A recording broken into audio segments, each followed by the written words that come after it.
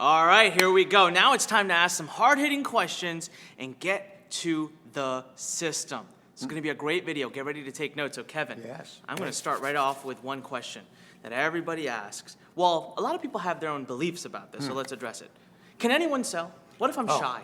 Okay, I mean, look, anyone can sell because we're all in sales, okay? So, I mean, I want to just say anyone that's listening right now, and the reason being is, children learn early on how they can get ice cream instead of vegetables, because they like to get over on the parents. But I mean, when I think back to my early days, when I was working in my father's restaurants and then into starting my own businesses, I learned how to sell, and I learned the hard way because people would slam the door and say, no, I'm not interested, or before they slammed it, they'd say, no, I'm not interested. And, I had to learn how to overcome those objections. But I think one of the beautiful things is there are systems that are out there that once, and this is why I say anyone can sell, because let's say you don't know how to sell, you're afraid to sell, but in the world, you need to, if in business, you need to build a website. You need to learn how to sell if you're building a website.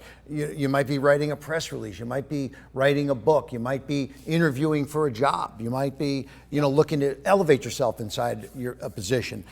So selling happens everywhere. Selling is everything. It's so funny. Most people don't believe this story about myself, but if you go back just maybe 16 years, 17 years. Yeah. I was in high school or early college. I was so shy, I couldn't stand up in front of 3 friends and say my name. Okay. That shy. So you're right, there are systems in place and there are ways to learn, and that's exactly what this entire program, this course is about. So one last question to address, and then some people will come to me all the time and say, okay, I want to learn, but I'm scared of the idea of selling. Do you have, if you were ever coaching someone who's shooting an infomercial and they seemed a little nervous, what would you say, or how would you get someone over that fear? So, good question. I think by the way, I've had, in the businesses that I've had, I hired salespeople, and they were just like you said. They were afraid, they couldn't talk in front of people, they couldn't get up in front of a crowd.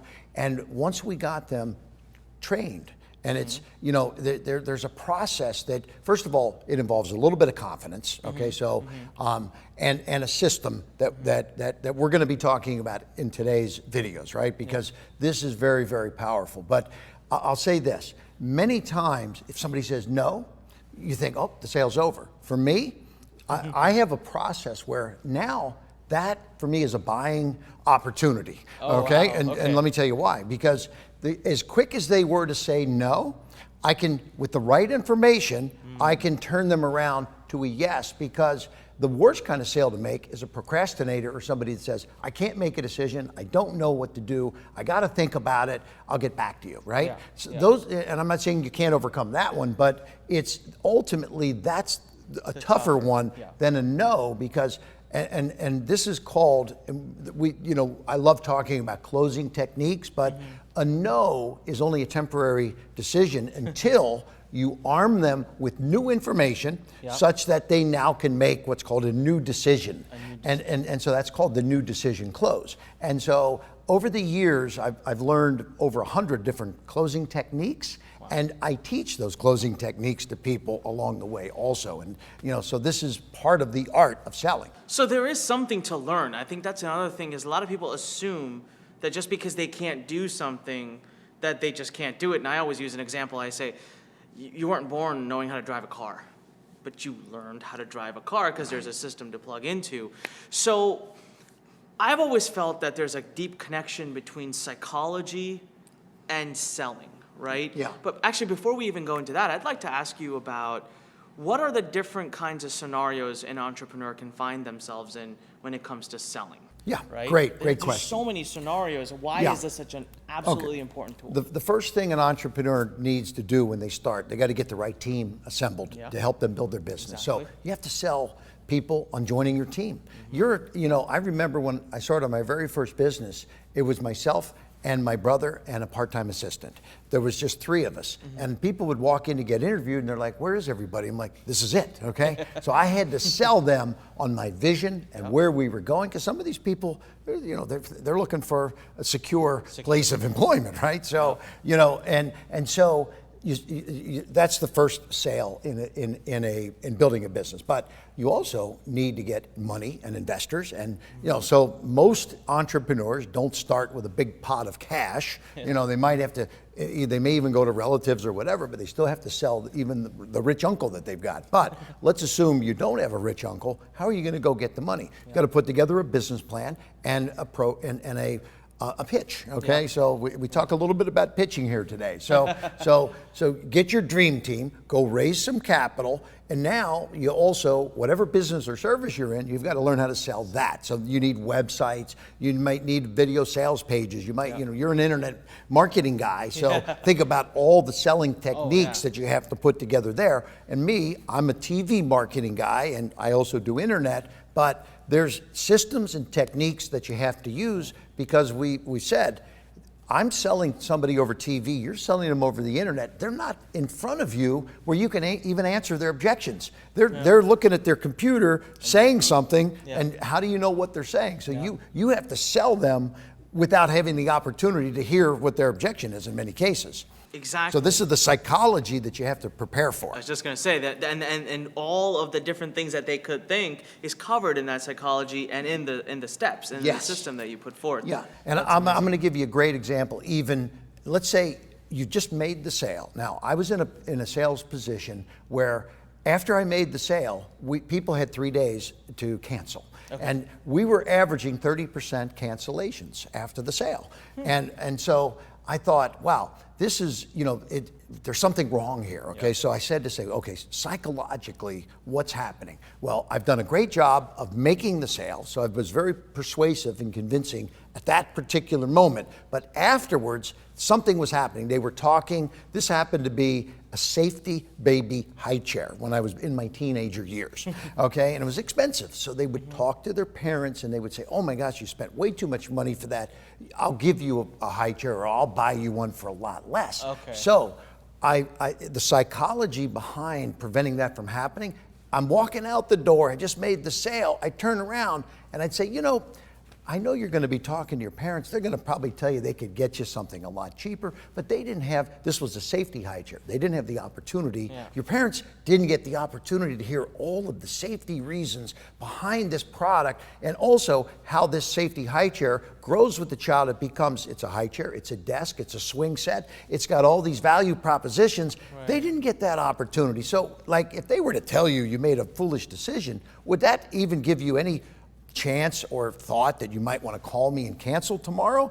And there'd be, oh, well, absolutely not. I'm not going to do that. Oh, so you're not the type that would let your parents talk you out? Oh no, I make my own decisions, right?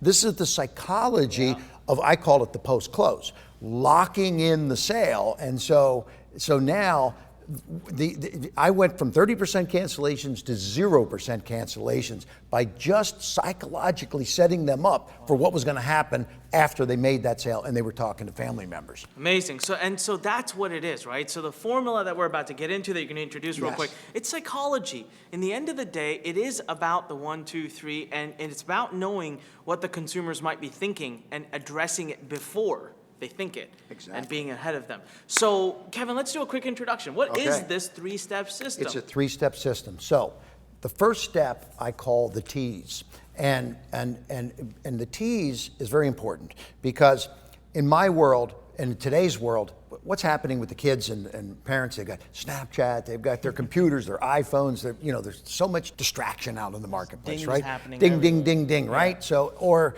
and they've just watched a movie, or the mother's vacuuming the carpets. If my commercial comes on TV, if I don't get their attention, right, they're not even listening. So if they just keep vacuuming or talking or whatever, I have to get their attention. That's called UTs, which is doing something to get their attention with a problem, because now they can identify with the problem. So give me an attention-getting problem, something that people might have. So let's talk about maybe a mother is watching TV, and all of a sudden, within 6 seconds, we get their attention and show a problem. So somebody is spills something on the carpet, and it's a terrible stain. Has this ever happened to you? They identify. First of all, you tease them with the problem. They identify with it. Now you got their attention, and then that vacuum goes off. Now they're focused on your spot, your commercial. So you start with a tease. Then the second step is a please. And the please is now where you show the benefits, the features, the powerful reasons why, and how they can have this product, and what will happen if they get the product. And then you show in the please generally some kind of magical transformation, which is very powerful. Okay? So you tease them, get their attention with a problem. You please them by solving the problem with benefits and magical transformations, the please, and also maybe some testimonials, people that have used it, okay? And then the third step is the seize, and that is when you ask for the order and you make it an irresistible offer. So you tease, you please, and then you seize.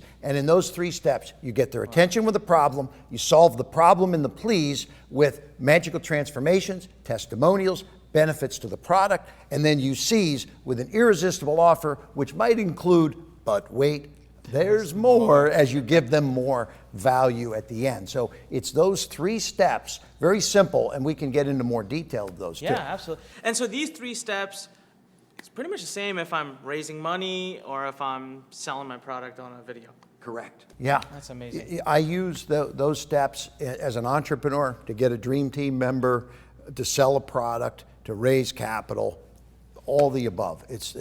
That's a tried and proven formula that I always fall back on. And even if you want to go on Shark Tank to pitch one of the sharks, how about that, right? Yeah, well, there you go. Now you can go on Shark Tank. That's awesome. All right, well, you know what? I want to move forward. I'm excited. I want to dive into step number 1. Okay. So we'll do that on the next video. So go ahead and move forward to the next part of this course.